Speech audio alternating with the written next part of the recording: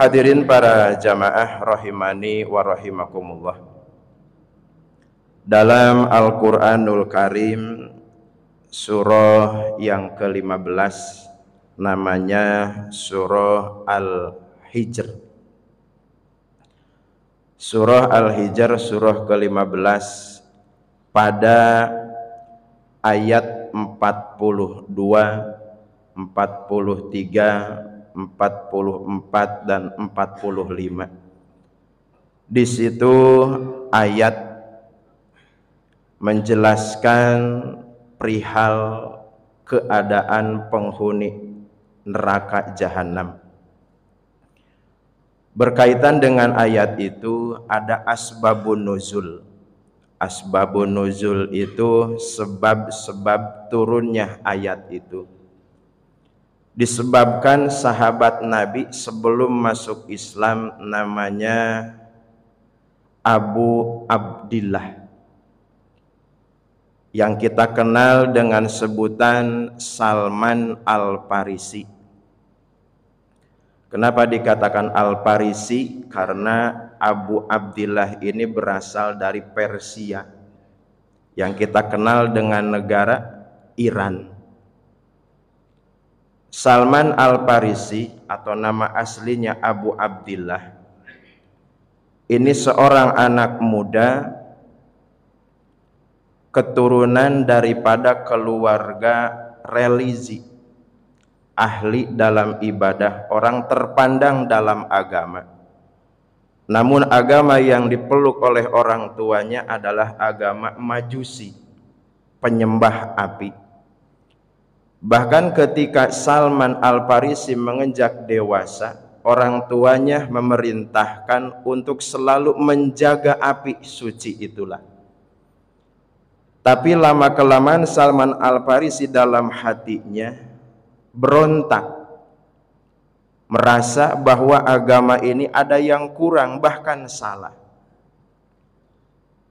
Penuh dengan rasa takdim dan hormat kepada orang tuanya, Salman Al-Farisi minta izin untuk mencari agama yang menurutnya nyaman.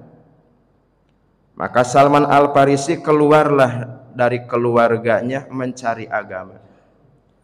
Di tengah-tengah perjalanan bertemu dengan seseorang yang dikatakan sebagai rahib atau pendeta. Masuklah ke dalam agama itu yang disebut dengan agama Nasrani. Ketika berjalan menjalankan agama Nasrani, Salman Al-Farisi tetap masih merasa ada yang kurang. Bahkan mengatakan dalam dirinya ini ada yang salah. Keluarlah dari agama itu, lama-kelamaan berjumpa lagi dengan orang Yahudi. Ketika berjumpa dengan orang Yahudi, sama mengikuti agama Yahudi. Dalam perjalanan agama Yahudi tetap dalam hatinya ada yang kurang dan ada yang salah. Lama-kelamaan tibalah Salman Al-Farisi ke kota Madinah. Disitulah berjumpa dengan seseorang, kata orang ini akan datang, akan hadir di tengah-tengah kita seorang nabi, seorang rasul yang pindah dari kota Mekah menuju kota Madinah. Siapakah itu? Namanya Nabi Muhammad sallallahu alaihi wasallam. Ketika berjumpa dengan Nabi Muhammad sallallahu alaihi wasallam, Salman Al-Farisi mengiyakan tanda-tanda kenabian yang dimiliki oleh Nabi Muhammad. Disitulah Salman Al-Farisi mengucapkan dua kalimat syahadat di hadapan Nabi. Dari situ Salman Al-Farisi menjadi sahabat Nabi yang paling dekat dengan Nabi. Bahkan tindak tanduk Nabi direkam oleh Salman Al-Farisi. Keislamannya begitu kuat. Bahkan Salman Al-Farisi seorang sahabat Nabi yang hafal Quran. Salman Al-Farisi bukan hanya hafal Quran, tapi beliau juga merasakan keindahan yang ada dalam Al-Quran. Ketika Nabi Muhammad SAW membacakan ayat Al-Quran surah Al-Hijr, wa inna jahannama la mau'iduhum ajmain. Salman Al-Farisi mendengar kata-kata itu, ada kalimat la mau'iduhum ajmain. Sesungguhnya neraka jahanam itu tempat untuk orang-orang yang mengikuti syaitan. Mendengar kalimat itu Salman Al-Farisi, Bapak, badan tubuhnya bergemetar tanpa terkendali. Karena bergemetar saking takutnya mendengarkan kalimat jahanam, neraka jahanam untuk orang-orang yang mengikuti setan, dia sampai berlari-lari sampai 3 hari. Mendengar kalimat neraka jahanam, Salman Al-Farisi badannya bergemetar, bahkan sampai lari 3 hari lamanya. Saking takutnya dengan neraka jahanam. Setelah 3 hari pelarian dalam tanpa disadari karena takutnya dengan neraka jahanam, pulanglah ke Nabi.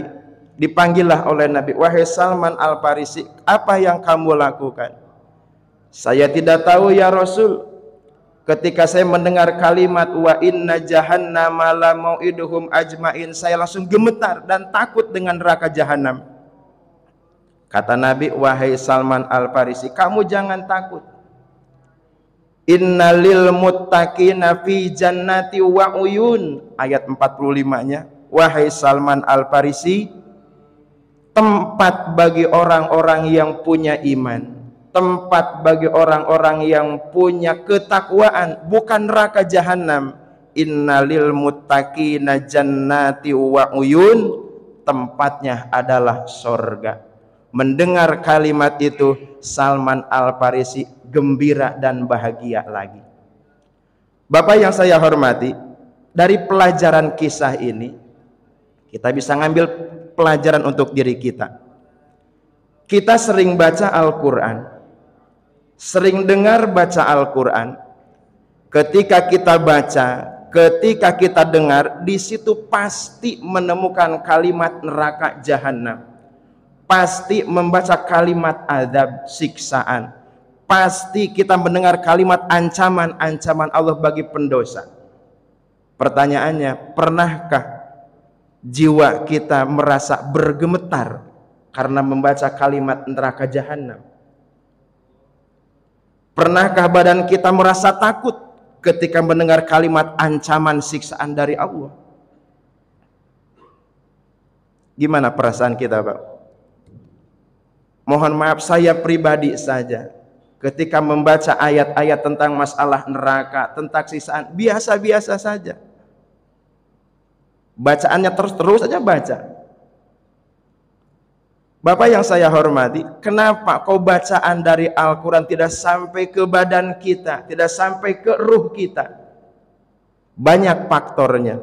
Kalau Salman Al-Farisi ketika mendengar lantunan ayat suci Al-Quran, badannya bergemetar karena paham artinya, karena bahasanya bahasa Arab. Salman pun bahasa kesehariannya bahasa Arab. Sementara kita bahasa keseharian bahasa Ajam, bukan bahasa Arab. Sementara Quran bahasa Arab. Ada sedikit wajar gitu Bapak, ketika membaca ayat Al-Quran, mendengar ayat Al-Quran, badan, tubuh, perasaan kita biasa-biasa saja.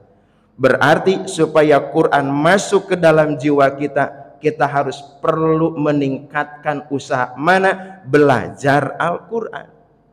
Supaya apa? Yang kita baca, yang kita dengar, merasuk maknanya dalam tubuh kita. Mendengar ayat siksaan, badan kita merasa bergemetar. Membaca ayat-ayat masalah pahala, kebaikan-kebaikan dari Allah, merasa bahagia. Itulah Salman Al-Farisi.